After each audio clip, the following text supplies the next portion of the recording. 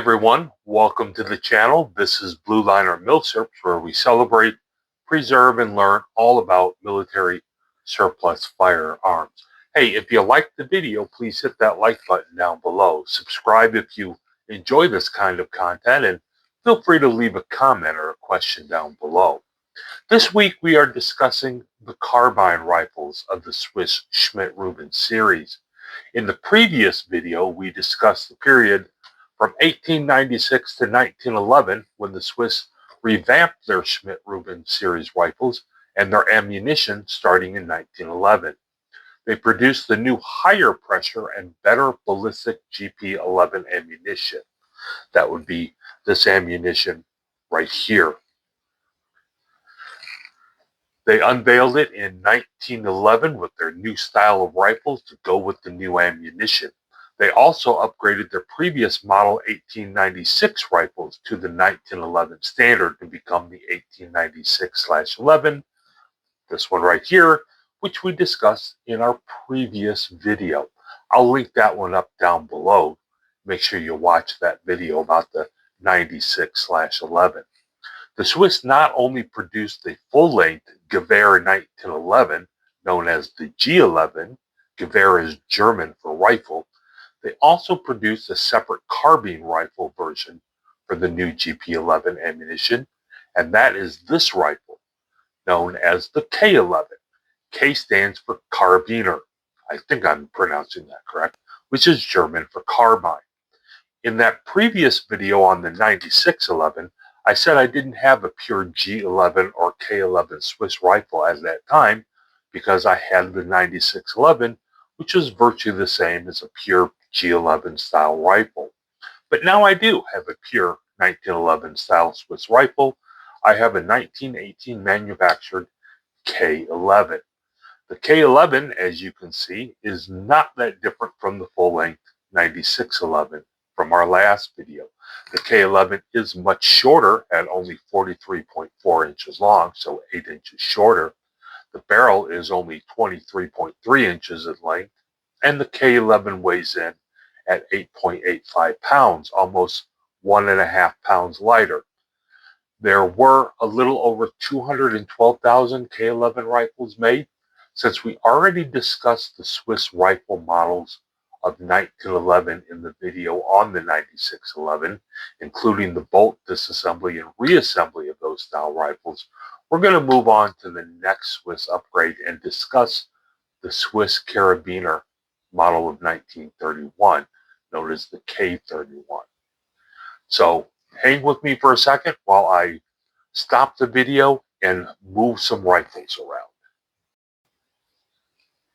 In 1931, the Swiss military decided to redesign and upgrade the Schmidt-Rubin straight pull bolt system to a streamlined design that would allow the new Swiss rifle receiver and bolt to be shortened by a full 1.9 inches. The new shorter bolt and receiver allowed the Swiss to move the magazine 2.5 inches toward the rear and next to the trigger guard, which gave this new rifle much better balance.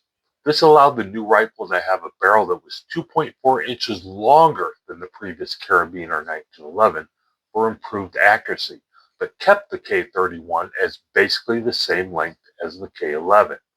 There is no full-length model of the 1931 rifle style. The Swiss only issued the Karabiner 1931, known as the K31.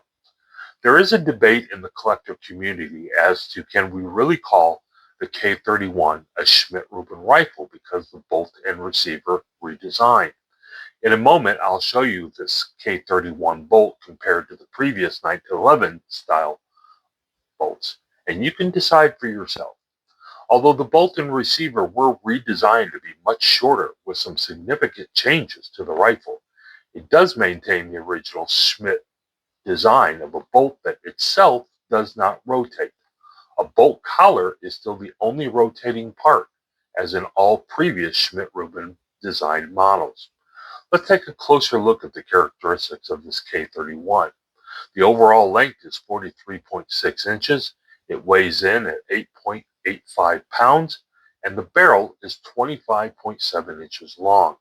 The rifle was much lighter than the previous full-length K11 models and was immediately a big hit with Swiss infantrymen. Starting from the front, let's have a look at the K31. I'm going to take off the muzzle cover right there. So we have a blade front sight here with ears on both sides as protectors. We have that same stacking swivel that's crooked. We have the bayonet lug underneath and two barrel bands with a top handguard that goes all the way to the end. As we move back, we have a tangent front sight that starts at 300 meters and goes all the way out to 1,500 meters. We also have a change in the straight pull op rod. It now has an aluminum handle here instead of the red rubber / plastic ones that were on the other models. All the other features are really the same between the K11, the K11, and the K31, including the big loop style safety on the back. Once again, we pull it out and put it horizontally, it's in safe, and when we put it vertically like that, it's in fire. We'll just let that go. Now, bolt removal for the K31 is exactly the same as the previous 1911 style models, with a bolt stop lever on the side here that you just pull down. Once the bolt lever is pulled down, you can push it out and the bolt comes out. So let me take both of these out and we'll compare them. When we put these two bolts next to each other, we can immediately see the differences in the lengths of the bolts. We will take this K31 bolt apart in a minute, and I'll show you the model 1931 style bolt workings. But you can see here the K31, the entire bolt body and extractor are now much shorter and completely inside the bolt collar, with the locking lugs at the very top of the overall bolt rather than just at the top of the bolt collar, as in the model of 1911 style bolts. The bolt disassembly and reassembly for the model 1911 style bolt was covered in that previous video on the 9611. So we're not going to cover that here. So we're going to set that model 1911 style bolt aside for just concentrate on the newer K31 style bolt for now. So I'm going to stop the video while I reposition the camera and get some room, and we're going to take this K31 bolt apart and take a look at its inner workings and how to disassemble and reassemble this. So hang with me for just a moment. Okay, everybody, welcome back. Let's talk about this K31 bolt and some of the inner workings and how it works. So you can see right away this is very different than the K11 style bolts. And it's got a different operating rod. Obviously, it's aluminum rather than red, and the bolt just has a completely different look. But there are a lot of similarities as well, except that now the bolt itself is now fully inside the sleeve rather than inside the sleeve and sticking out some, which means that this receiver is a lot shorter. That's why they could have the same length as the K11, but a longer barrel and give better accuracy, which is why they never made an infantry version of it, because they had plenty of accuracy with a Karabiner and a lighter rifle. So let's take a look at the K31 bolt. There are some similarities in how we take it apart and put it back together, but there are some differences as well. If you remember, on the K11, we had rails here that would go into. Now we don't have that. We have a little notch on the side over here that we're going to, that operating rod sits in. So you can see here where that is. So a lot of other things are the same. Again, we're going to take our loop here and we're going to pull our sear out and we're going to put it between the safety and the firing position there. That releases the tension on, or it tensions the firing spring, which brings that firing pin itself down, which releases, and now we can just cam it up and off comes the rod. But the difference is on this one we have to pull the top out first so that we can get that rod. So these are the rails that it sits in now. It's a very different operating rod, not nearly as long, not nearly as bulky as the other one was. Now on the other one, the K11, we had to unscrew it and take all that off. Now we just pull it off, but you have to have it in a certain position. You kind of go around, and now it comes off, and the bolt itself comes out of the sleeve or the collar, whatever you want to call it. The other part is the exact same. We're just going to put that back in the fire position, set it on something solid. It's got a much shorter pin now. We just pull the spring down. We can take our firing pin off, and we have our bolt completely disassembled. So now let's go ahead and put it all back together. Now this is the tough part for me, so bear with me if you would. Again, we'll put our sear into the firing position, set it on something solid, put the spring in, and now we're going to put our much shortened but still working firing pin here. Just going to find the right position. There we go, and now we're back. And then we're going to take our sear and pull it out and put it between the fire and safe position. Now we're going to take our bolt collar and our bolt and put them together. What you want to end up doing is, you see there's a notch here and there's a notch there. Now it's not important that you put them together right now, although I usually do, because you have to, the bolt itself has these two lugs right here on each side. And those are actually going to go into lugs that are down on the inside of here. So it has to be in the right position for it to work. So when you put the bolt inside the bolt collar, you can match those up now, but it's not really that important. So what I like to do is put my finger on top to hold it, slip it back on, and once we have it in the right position, it will go all the way down. If it weren't in the right position, it would look like that. But now the bolt lugs are in the right position. Now all we got to do is put our op rod back on. Now in order to do that, we kind of have to turn it because we have to match where we can see the inside of the top of the cam. So we can see our firing pin in here, and we have to put the top of this right in there and then cam it down. But we have to match that with the rails down here. On the bottom, see these rails down here, which sits the bottom of our op rod. So the best way I found to put this in, because this is to put the bottom part here in first, and then match that in the top. So now we have it sitting here, and now we're just going to cam that down. And once we do that, you see that those gaps there, that they match up on the bolt collar and the bolt itself are now matching. You know that you're in the right position. You can take your the loop here, put it back into the fire position.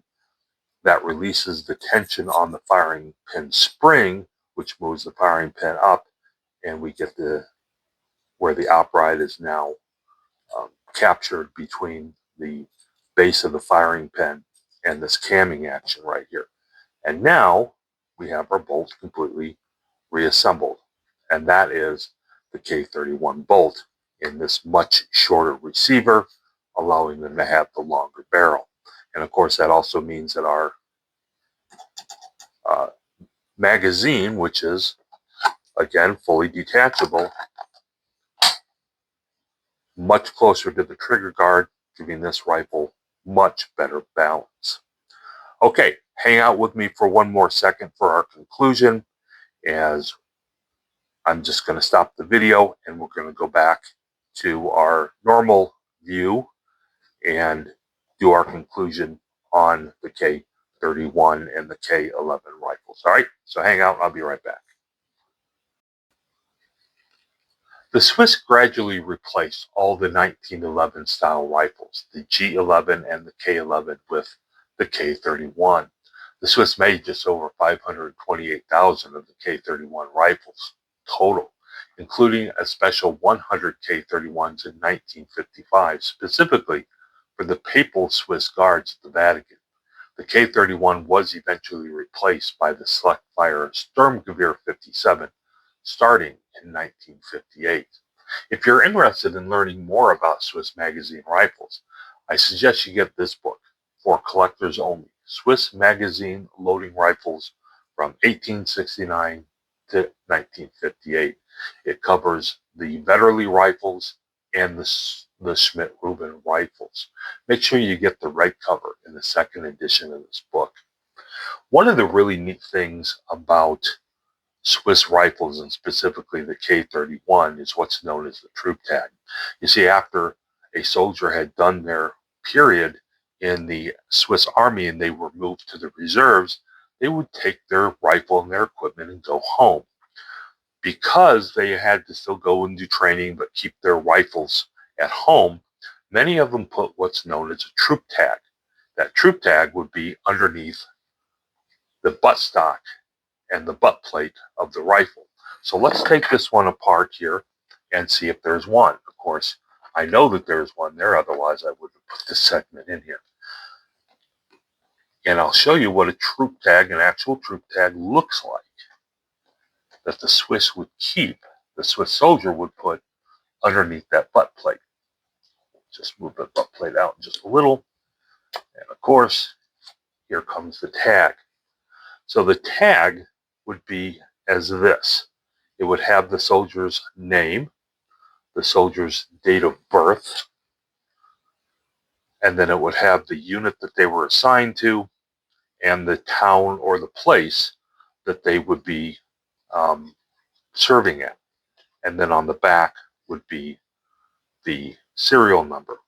So in this case, we have Vernez Emile, my guess is Emile Vernez. His date of birth was 1920, which makes sense. This rifle was made in 1938. According to the serial number, he would have been 18 years old and would have gotten the new rifle right off the assembly line. So that is the troop tag. They would keep these troop tags underneath the buttstocks. Hey, that's all for this video. Thanks for watching. If you liked the video, please click that like button down below. Hit subscribe for more content like this, and feel free to leave a comment or question below. This also ends the Swiss Rifles Protectors of Neutrality video series as well. All the videos in my Swiss Rifle video series are in a playlist on this channel, so you can watch them all again from the very beginning, starting with the Swiss Vetterli rifles if you want. We'll be starting a new video series soon with a different family of milsurp rifles, so I hope you'll join me for that. I release new videos on Blue Liner milsurps every Sunday afternoon. Hey, thanks for hanging out with me today. Have a great rest of your day or rest of your week, whatever the case may be. Thanks a lot, and bye-bye, everyone.